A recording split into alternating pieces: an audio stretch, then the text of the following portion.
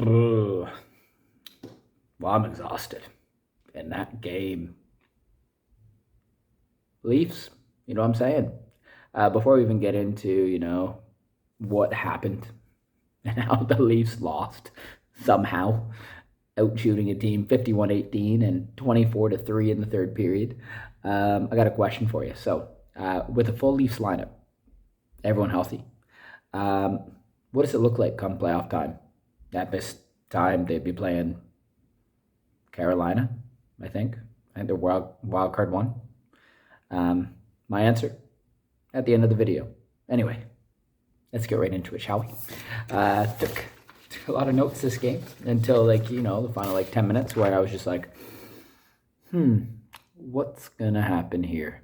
And obviously I watched it on a delay, so I know that the game's ending in regulation because I saw that it was at 2 hours and 45 minutes, and I know once it hits 2:45, it's ending in regulation, and at least we're down 2-1, and I was like, oh, great, yay. Anyway, let's get into the game. So, first period. Bunting, Matthews, Marner score early. Giordano with the simple breakout starts it. And you know what? I love what Giordano brings to the game, brings to the Leafs, brings to Liljegren. The poise, the calmness. It's really nice. So, Leafs score early, 1-0. Yes. Love it. Matthews, 47th of the year, ties a career high. What I didn't like during the broadcast was Austin Matthews, this is where he sits after 6 seasons, his first 6 seasons. Put it by, this is where he sits, his first 6 seasons, and this is how many games he plays. Because, he was injured, there was lockouts and all that stuff. I hate when they just do a stat, a 6-season thing. No, make it real. Show his goals per game and stuff like that. You know what I mean? Anyway, wrote down the Russian bear, Lyubushkin, physicality early. One prime example was just in his own end along the sideboards. Just a simple bump, gets the puck, gets the puck out. It's what you like. And then what was it? Was that the 6-minute mark? I think just an absolute bomb crushes Pitlick. Pitlick was out for the entire game. Leafs gained possession with it as well.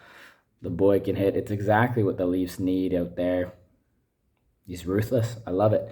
Wrote down here Blackwell, 200-foot game. He breaks up a play about 2.5 minutes in. I saw on Twitter that people were comparing this play to what happened to Matthews by Byron, spoiler alert, in the third period. I don't see it. Blackwell went and lifted the stick. Byron just skate to skate, tripped Matthews. More on that later. Was it a trip? Anyway, it was good defending. And then, he has ruthless determination as well, like Lyubushkin. Both defending, back checking and on the fork check. He's finishing hits. I think he had 4 hits his first game. He did it again here. He didn't play too much. The fourth line didn't play too much. Spezza and Simmons didn't have the best game. Blackwell, he had a good play here, but then I'm going to be honest with you, kind of non-existent. But that's fine because he's on the fourth line. Anyway, lots of icing calls in the first 4 minutes, especially against Montreal. Montreal's just clearing it. They're under pressure early against the Leafs, and they're just, if they're trying to clear it quick or they're looking for that break behind the Leafs D. On the icing, Engvall gets a good chance. Knife saved by Allen, Edmondson, and I think it was Lodgeson, whoever was playing. It was in his debut. They were just getting hemmed in there at the 4.5 minute mark. I think there was 3 or 4 lines in a row. They're out there forever. Boy, that kid had a rough go. He was out for the first Matthews goal.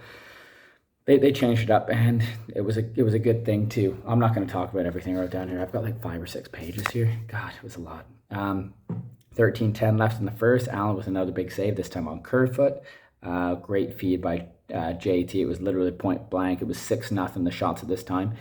Going in the first commercial, I'm going to give the Habs some credit there. They generated something. They just didn't get any shots on goal, but this was Leafs game.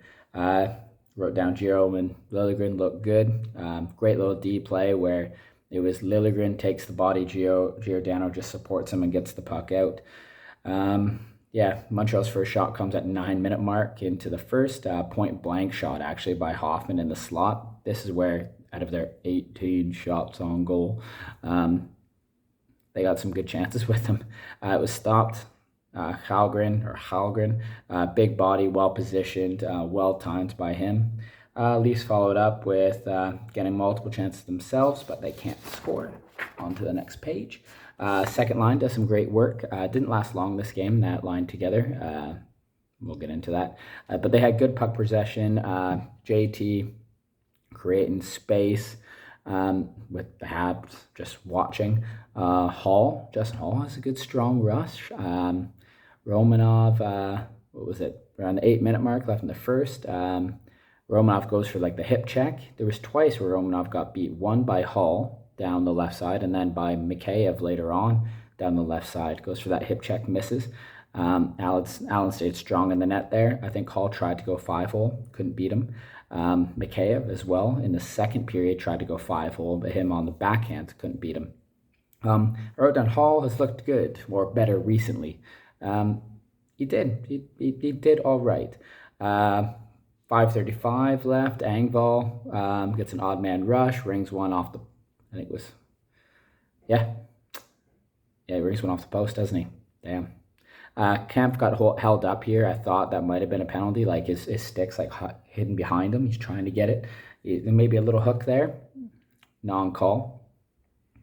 The post doesn't count as a shot on goal, so could have been 52 shots. Anyway, Suzuki almost gets one at 3:20. It was a good little toe drag. I think it was around Brody. It was really nice. They were able to clear it. It's nice to see. Like Hallgren, he was strong in the net. He was big. He was well positioned, so he made the save. Even though his rebound control still isn't the best, he's not swimming in there. And even when he starts to move a little bit, he's still within the post. Unlike what happens with Mrazek and Jack Campbell at times.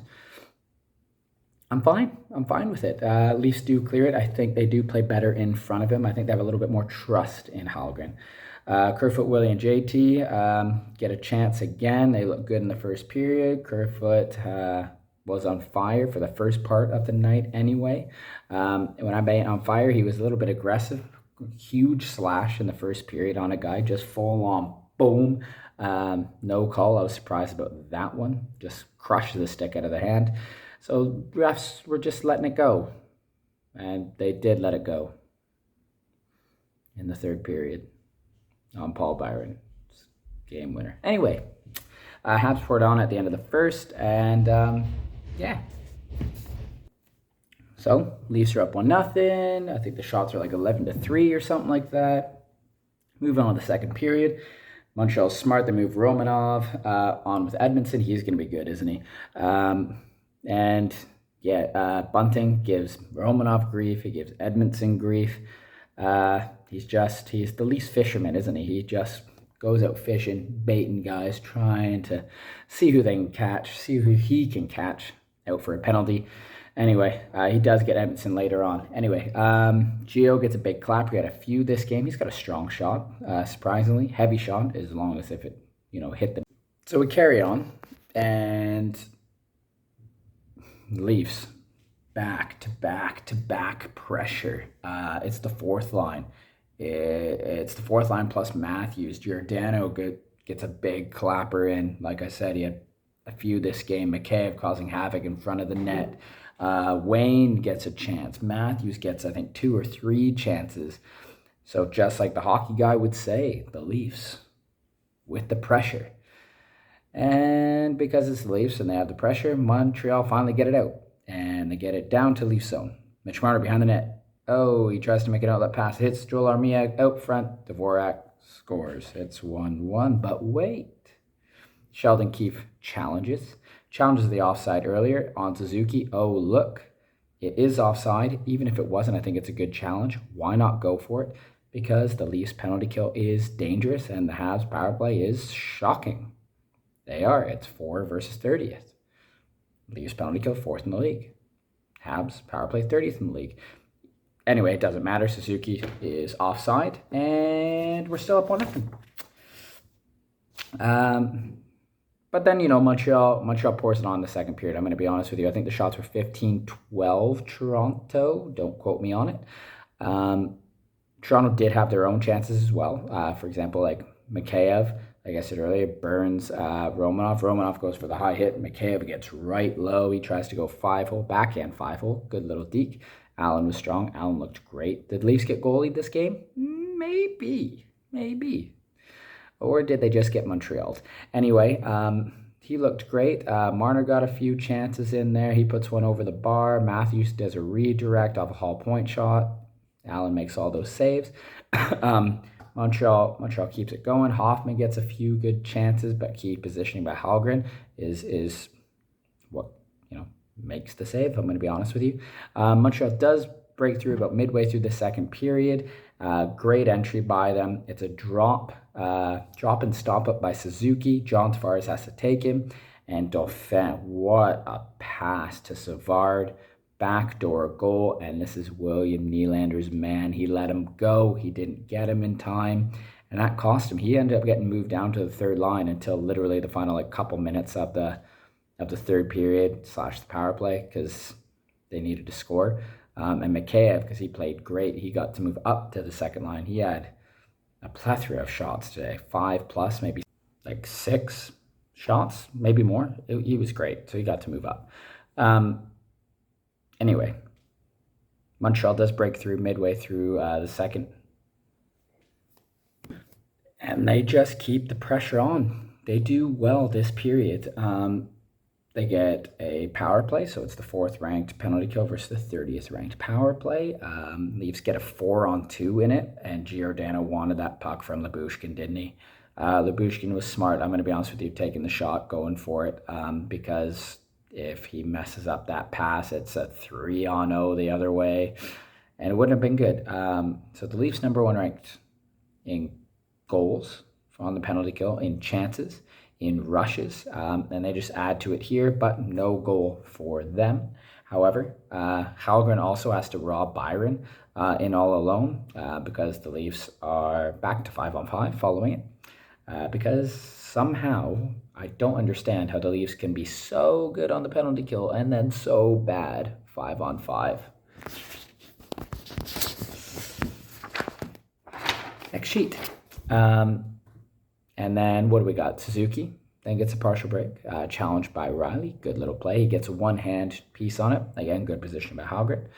Good. So he makes a save, then makes another save versus Dauphin.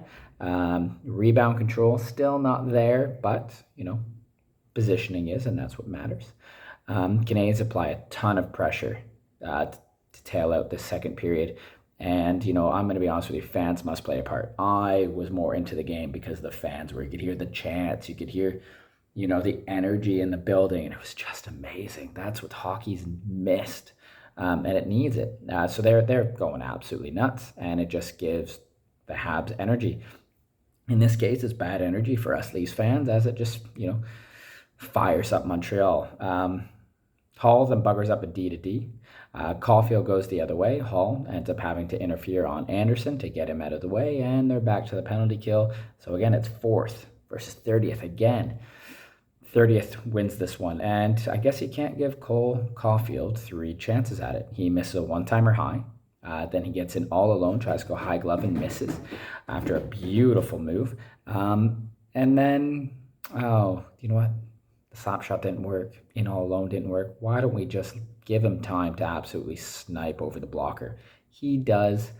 It's inevitable because you just can't give him chances. 2-1 Montreal. Because of course. So we go to the third period. And in this period, that's when Mikheyev moves up to JT, with JT and Kerfoot, and Nylander moves down. They kept saying on the broadcast it's probably because of what happened on that first goal, and I see it, but William Nylander to the third line. He gets a good stick check in his own zone. I felt he played better after moving down. It was like kicking the ass that he needed. He needed to show more effort. Bunting goes fishing, catches Edmondson, so the Leafs are off to the power play at 17:43. His 36th penalty that he has drawn this year. Yep, he's drawn 36, and somehow Matthews, the top goal scorer, has drawn, nothing? In this power play, Allen makes a good save on Marner one-timer. JT with the rebound. The power play plays out, but Montreal kills it. Leafs get 3 shots on it. They said in the broadcast, Leafs haven't scored on 17 straight road power plays. And then at 13:19, Dvorak, he goes to the box with a hold on John Tavares. So power play round 2 for the Leafs. Mikheyev with speed really helps lead to this penalty. So was it going to be 18 straight road games without, not road games, 18 straight road power plays without a goal? Nope. Good traffic in front of the net. JT's there. Willie joins him. Edmondson obviously gets that penalty against JT. Cross check. Willie scores. He finds a loose puck. So basically what happens is there's the shot. It gets there. It's in front of the net. JT gets a piece of it. Edmondson cross checks him. And as he cross checks him, Willie just takes the loose puck, pots it in. And yeah, ties it up 2-2. And Willie scored a ton of goals last year from that spot in the Canadian division. And he does it here. That's what you need. So Leafs get a power play again at the end of the power play because Edmondson cross-checked John Tavares and then William Nealon scored. Matthews makes an amazing toe drag, feeds Marner wide open net, and Allen makes the highlight of the night save. I was like, oh my gosh, they are losing this game. And then Montreal goes the other way. And Marner's going, wow. And then literally Montreal goes the other way on the next play. And it's Hallgren. He does the same with his own. It's a 3-on-2 rush. I forget who it was who got the feed, but he stretches out with the right pad, makes the save as the guy moves to the backhand. And I was like, oh, Hallgren, maybe you'll, change the formula here. Maybe the Leafs will win. It's goalie time in Montreal. And then the notes finish because I sit like this. And the game plays out. And the Leafs keep shooting. The Habs generate a few chances, but don't really get any shots. And then Matthews is skating to turn the puck back in. And as he's skating backwards at the blue line, he turns to shoot the puck in. And Paul Byron comes behind him, and it's skate on skate. Matthews back, falls back. I think it's a trip. It's pure skate coming in, making contact with it. That's the only reason Matthews goes down. Byron goes the other way, holds, look off, shoots 5-hole, scores. Matthews looks back at the ref. He doesn't give it to him. Goes off. Leafs generate a few more chances, pull the goalie. Can't score. Habs get the empty netter. I think it was Dvorak. Leafs lose 4-2.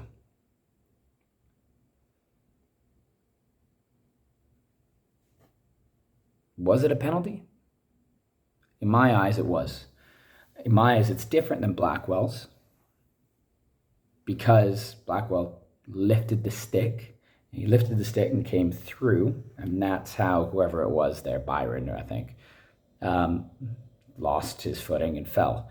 This was full on skate, and you stopped a guy that way. That's a trip. It's got to be, right?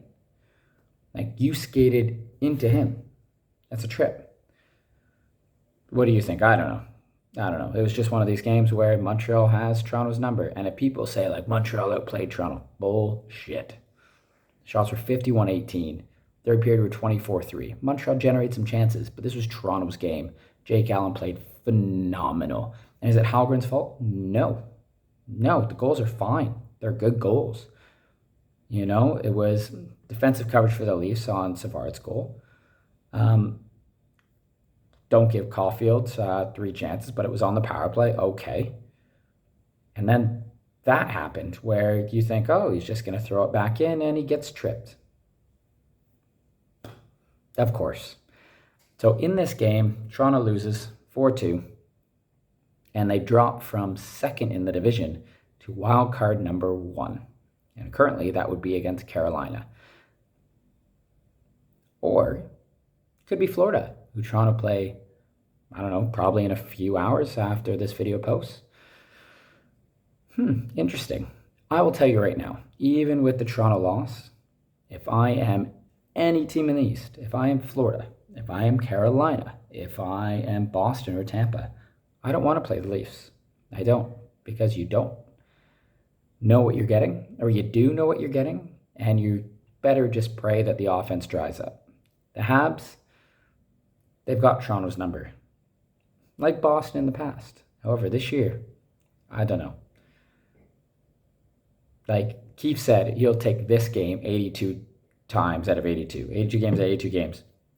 Playing like this, they're taking it. I think it was like wins against whatever. I don't even know what the analytics thing is, but it was like 93% of the time Toronto wins these games. Toronto deserved this win. Montreal pulls it out. Toronto deserved. They deserve better. Anyway, I think that this is long enough. This is just a rant. Hopefully, Florida game will be a lot shorter, and they win. And I'm not going to take notes. I'm just going to, off the cuff, see what happens. Anyway, that's it for me. Like I said, Toronto should have won this game, but of course they lost to Montreal. But I asked that question at the beginning. Said, with the full Leafs lineup, all healthy, what does it look like for you? For me, Matthews, Marner, Bunting, you don't separate them. Marner's going to get 30 goals this year. Matthews is going to get 50, I hope 55 plus. Come on, new Leafs record, let's do it. Bunting's going to get 60 points this year. Calling it now. Tavares, Nylander, Kerfoot, I think you stick with them. They're going to figure it out. Third line, Kampf, Mikheyev, Engvall, because you can move Mikheyev or Engvall up, whatever. They're fast. They're tall. Kampf's a surprisingly sturdy dude. Fourth line, right here, I have Blackwell, Spezza, Kasha, Simmons, odd man out. I want Kasha back. And Kasha can go anywhere in this lineup. That's why this group's depth is tremendous. On D, I got Riley Labushkin, Brody Hall right now, asterisk, Gio Liljegren, asterisk. I like how Gio and Liljegren are playing together, keeping together. I've got asterisks on Hall. I don't think Sandin's coming back. I can't call him out, but I think his knee's done. But Muzzin could come back. I'll take Muzzin over Hall. I'm going to be honest with you. Even though Hall's playing better, I'll still take a healthy Muzzin over Hall. So if Muzzin's healthy, if he is, Riley Labushkin, Gio Liljegren, Brody Muzzin, I'm in. Or you put Brody with Gio again and then go Muzzin with Liljegren. However, I just really like how Liljegren and Gio have just gelled together so far. And then in net, you got Campbell, 1, Hallgren, 2, Mrazek, 3. That's it. That's my prediction. That's what I want right now. What do you think? Comment down below. Anyway, Leafs lose, Panthers next, literally in a few hours. Whew, get a few hours sleeping, get right into it. Go Leafs, go.